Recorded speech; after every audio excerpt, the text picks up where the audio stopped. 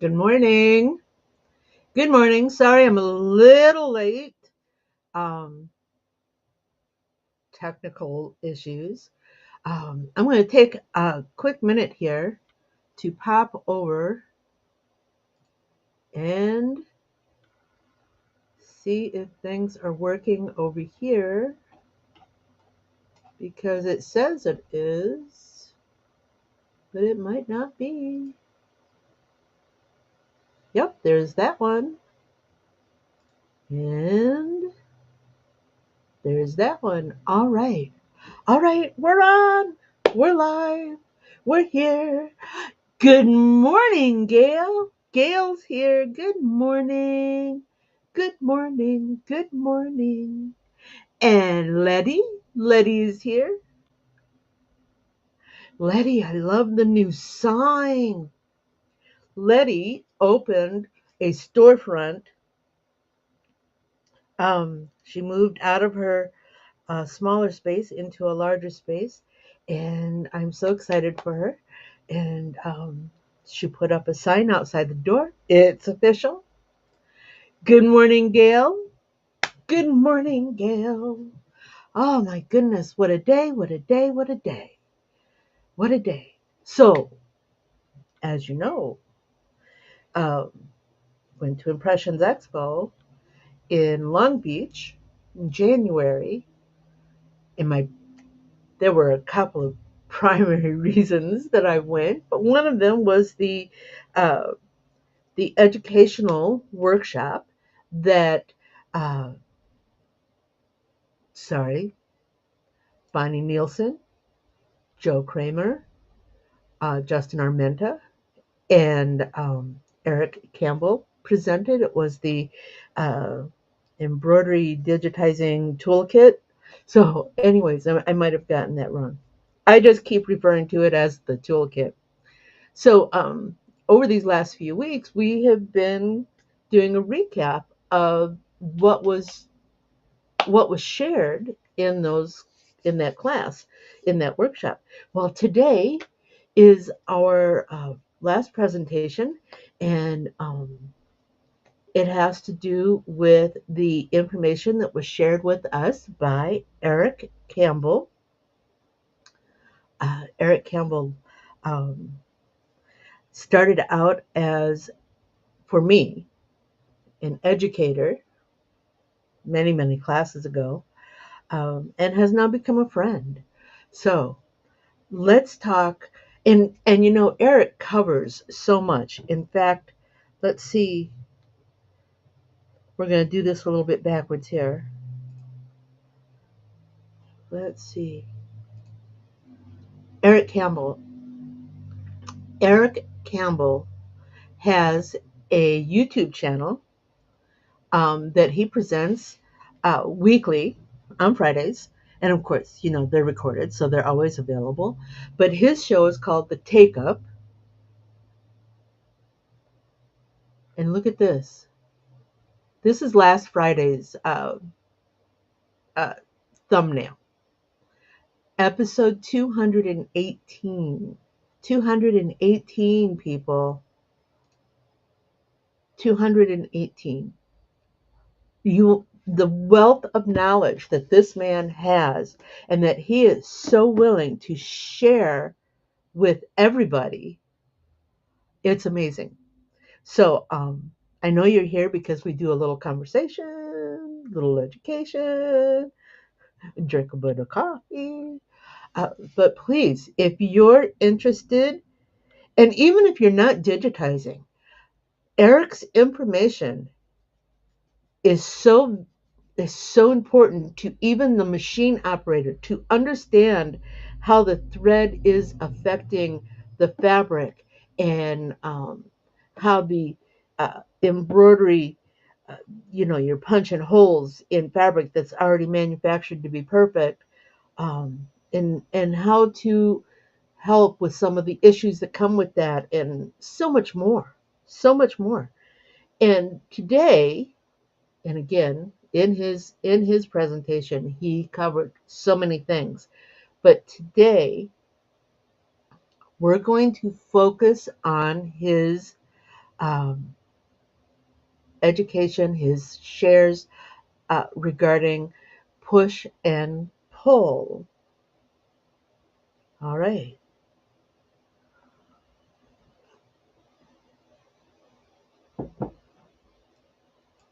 Push and pull.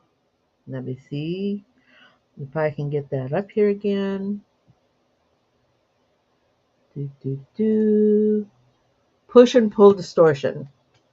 Now, with Erich's permission, uh, I have copied a couple of his slide presentations, and that's another thing about Erich. His slides and his handouts are always available. Um, if you've taken one of his classes at any trade show, he provides you with the information. And he does that so that when you walk away and all this great detail is floating around in your head, and you walk away and it starts to flitter off bit by bit, which, is what happens with me, I can refer back to the documentation that he's provided. Okay, so yes, a um, this is a slide, one of a few slides that I'm going to show you today. One of four slides, actually. Oops. Of course, I changed my slide. Where'd it go? Oh, don't do this to me. I'm sorry. Here we go.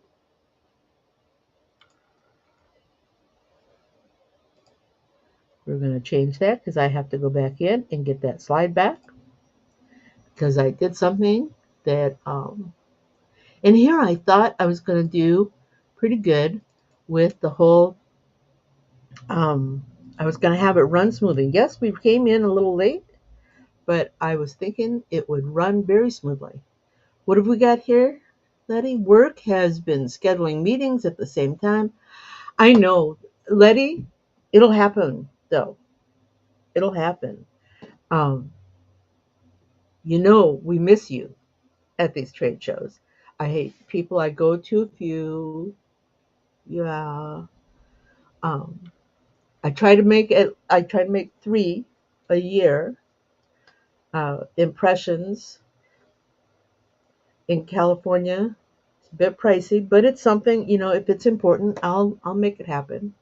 Um, Applique Getaway, Dax in Schaumburg this year, Letty,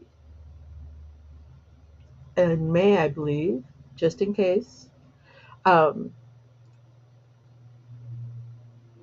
but that's where I get all this knowledge. And I gather this knowledge and I share it as best I can for those of you who don't actually get there. Joanne? Well, good morning and welcome. Welcome.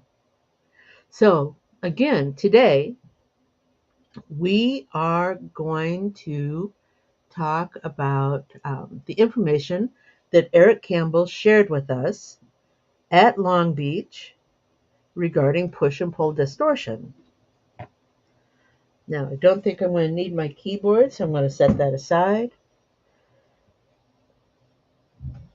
Push and pull distortion. When you're stitching a satin stitch, for example,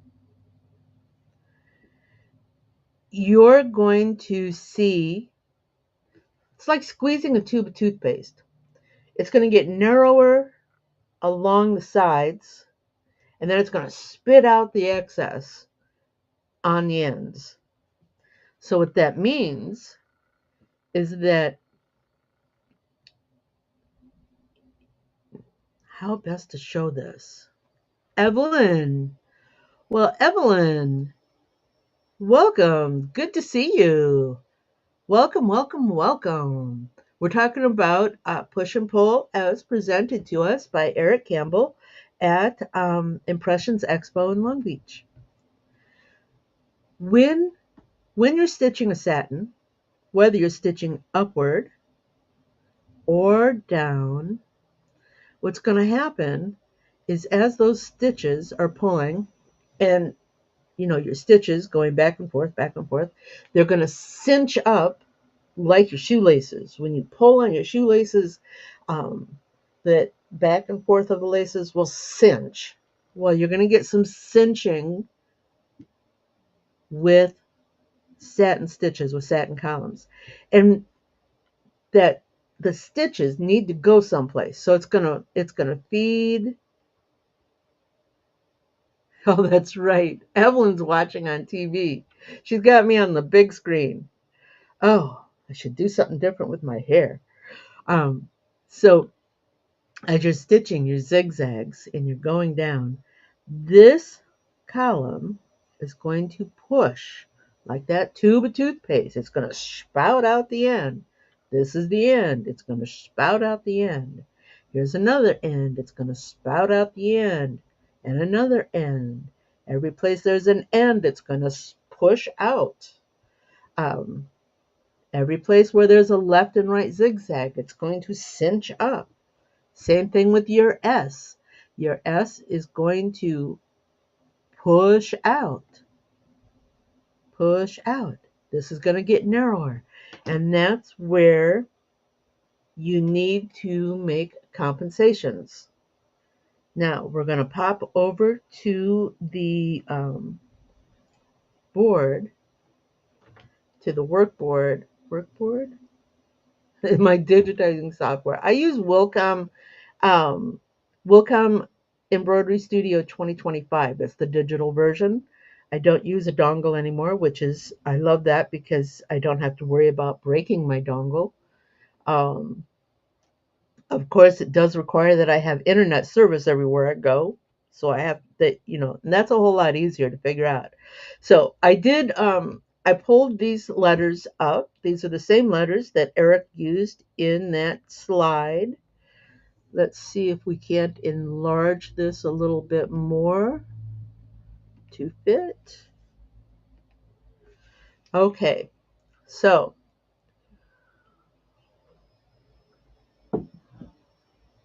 I put these lines here, and I'll show you more in just a minute. I put these lines here to show you where in a simulated, and it actually crosses over to the machine. Um, these two edges are actually slightly wider.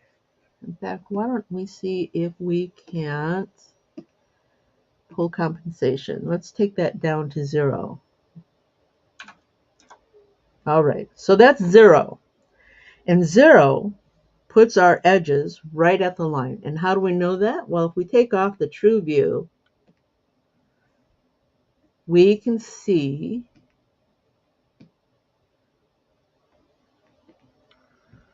let's change this to black. Does that help?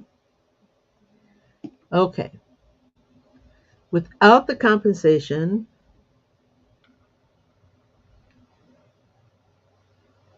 I'm going to move. Oh, I can't get it to set. Hold on. Sometimes you've got to use the mouse.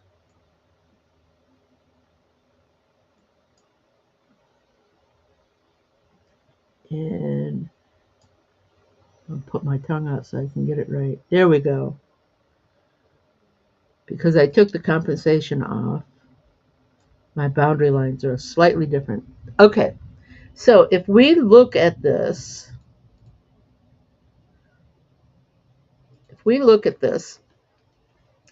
remember what I said.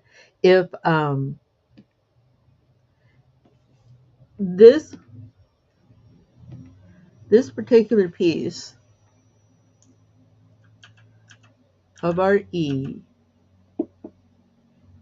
is going to push out. Now, it doesn't push out a lot, maybe 1 or 2 stitches, but it will be, let's go back.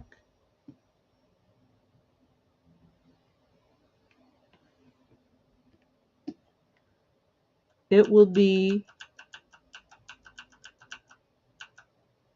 slightly different. All right. So how do you fix that? What do you do? And your T. Look at your T here. Your T, here's the baseline. That bottom of the E goes straight across. Here's the baseline. Remember, it's going to cinch up a little bit. How do we compensate for our T? Otherwise, the T, if we put the T, the bottom of the T, on the exact same line as the E, when it stitches, it's going to push, which means ultimately it's going to be longer. It's going to stitch longer than our baseline. And we all know what that looks like. When you stitch it out and you've got one letter that's really short, they're all supposed to be the same height, but you got one letter that's really short and others that are really long. That's where your compensation comes into play.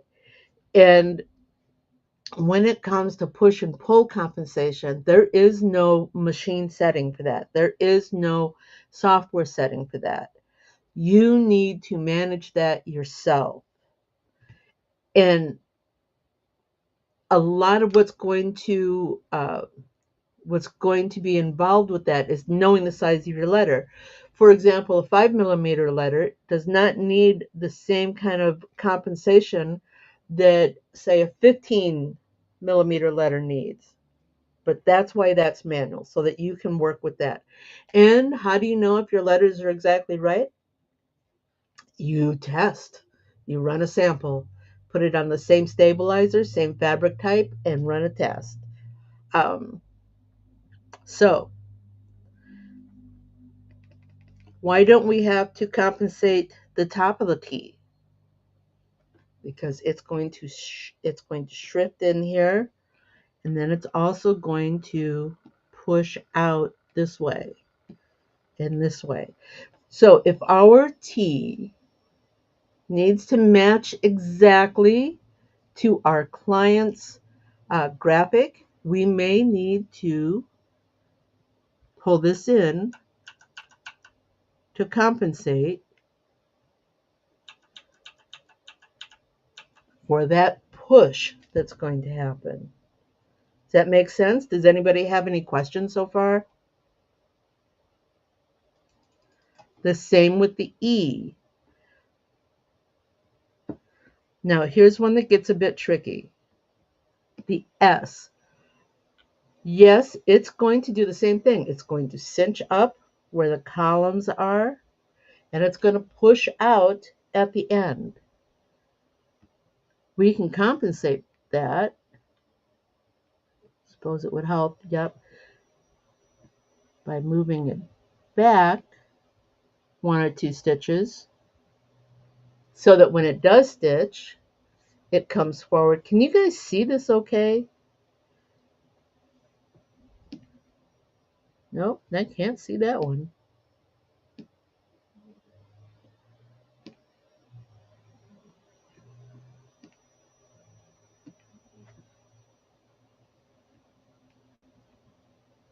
Maybe that's better. Like I said, if you have any questions, pop them up over here and I'll catch them.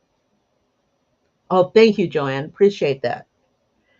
Okay, so that's push and pull compensation. Now,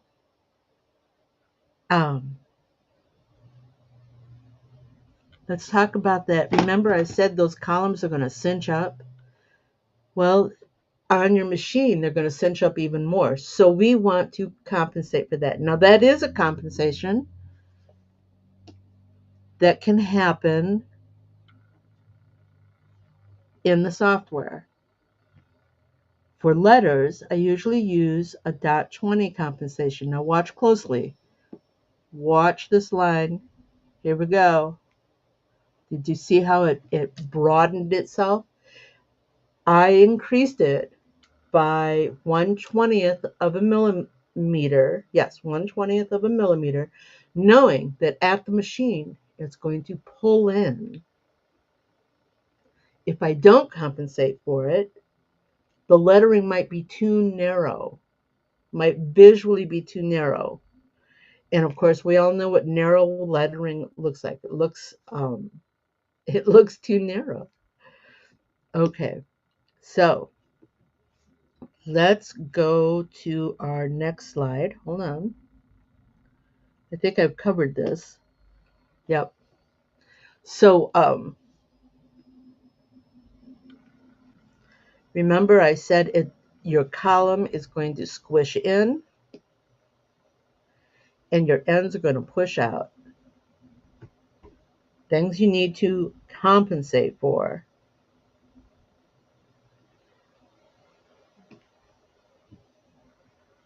Is that the same one? It is.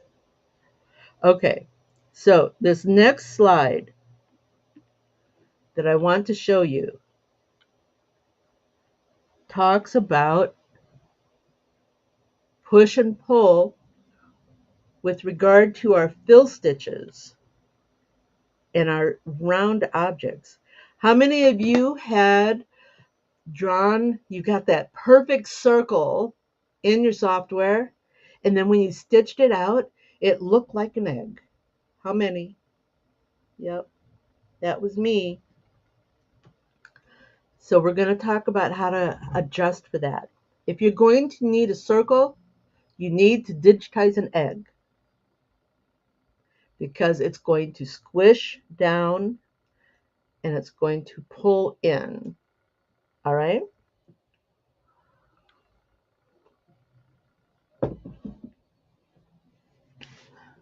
Just like our satin stitch, fill stitches will also distort.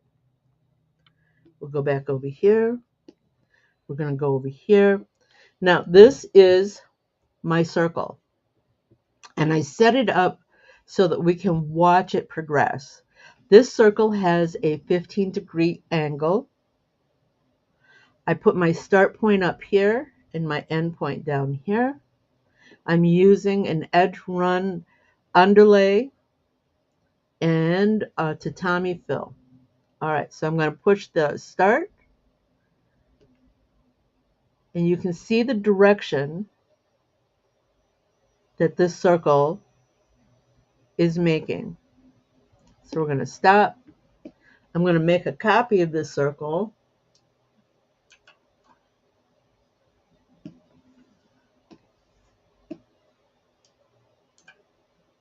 Well, come along. Why are you not making a copy of my circle? And for whatever reason, duplicate. Thank you. And we're going to change the color. And remember, this one was going in this direction. So what is my shape going to look like? My shape, nope.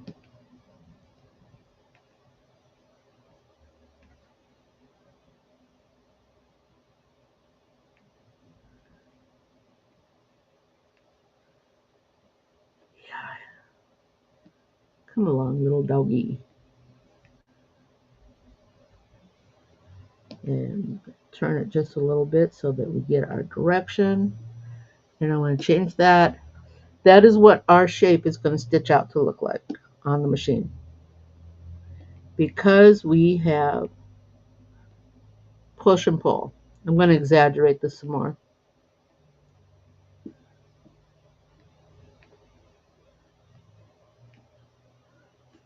All right. So when we're done stitching, we have an egg. We don't want an egg. So how do we compensate for our egg?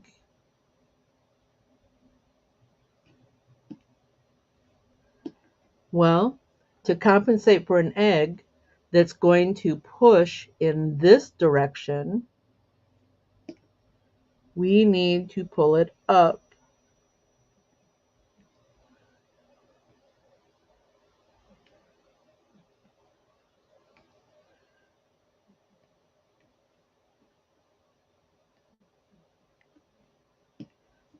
We need to pull it up and make an oval.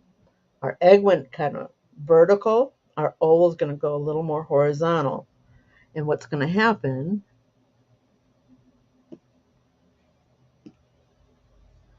Make sure our starts and stops are in a good place. That's our stop. That's our start.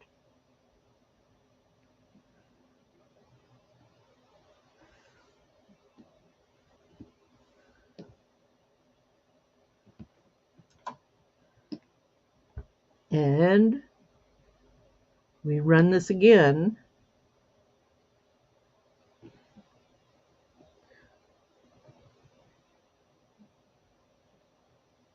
And again, we're pushing this way, but now we've got an oval, so it's going to push out down here, which will then round out our circle. Everybody got that? Yeah.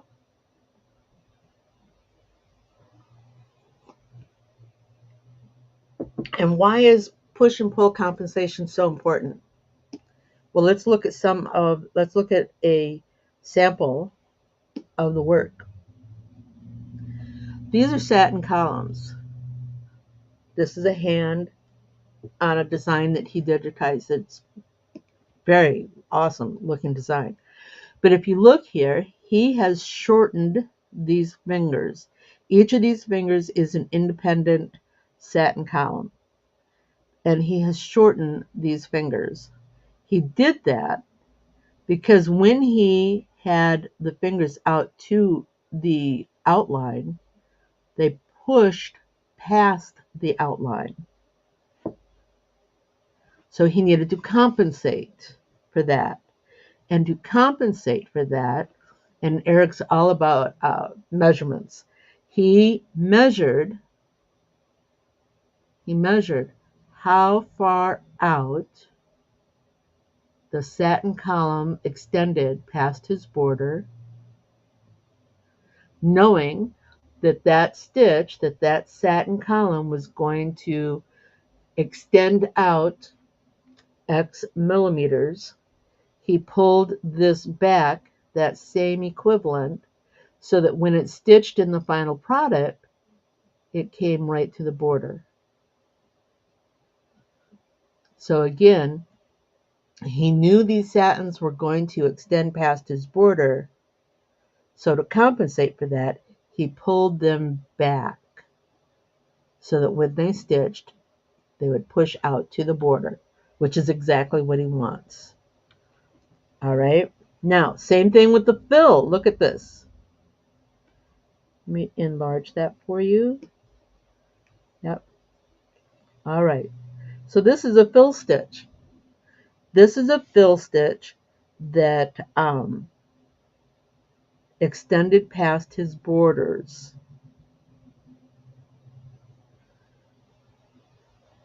And to compensate for that, he would take this edge and pull it back the same distance that it extended out.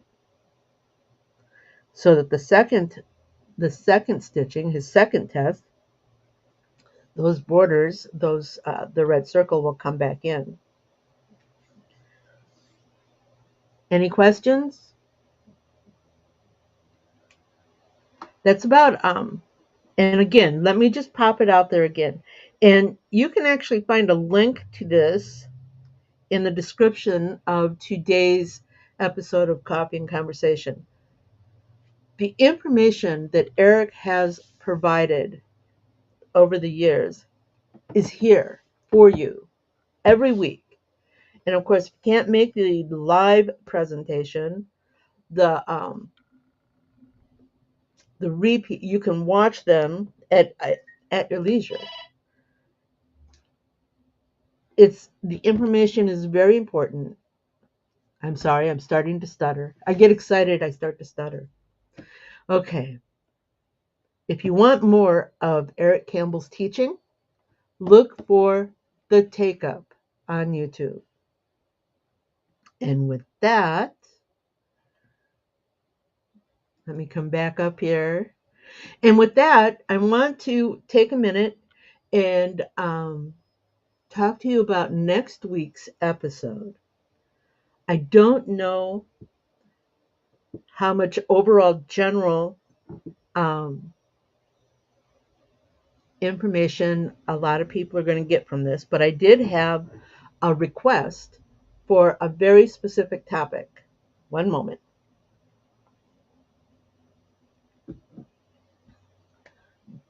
One of our regular viewers, Barb, has a project that she is working on using um, pressure sensitive twill from stalls to cut and create, and I don't know if I can find anything. Looks like I have to get my keyboard out after all. Stalls.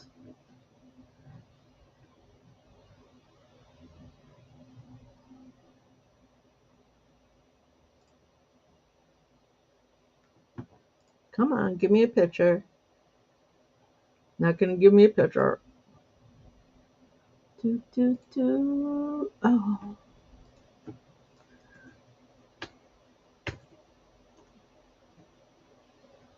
Do, do, do.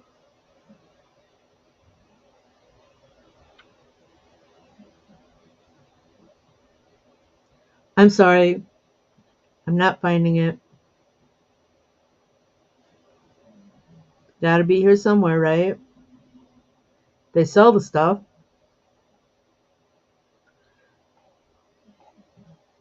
All right, let's try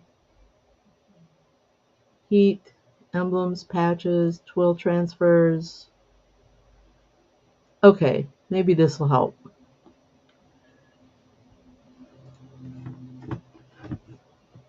Let me bring this down. Let me put you back here. Do you see this image right here? This image, wrong image, people. Do, do, do. This image right here is made using three layers of pressure sensitive twill.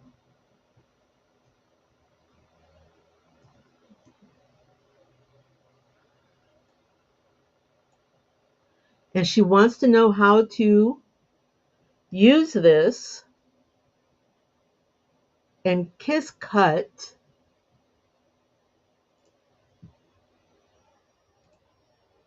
on the laser. You know, a few months back, I did a lot of work uh, finding settings and cuttings for uh, cutting out patches using a diode laser. Well, obviously, I still have the laser. It's a bit of an investment, so you want to make sure that you use it, which is on today's agenda. Um, but she wants help in figuring out the settings and how to cut the twill.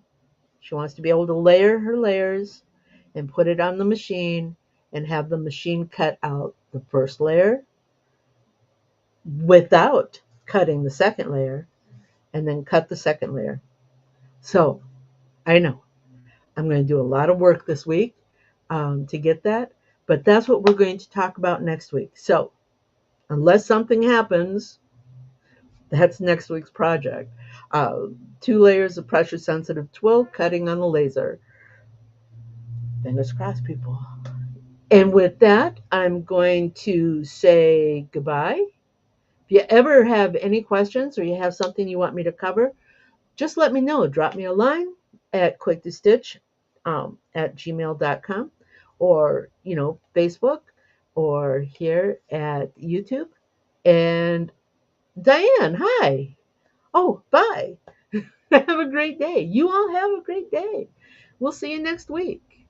Bye. Fun? Do you have more questions? Do you want to learn something new? Join me at quicktostitch.com for coffee and conversation, and we'll talk about it. Embroidery machines, designs, and business.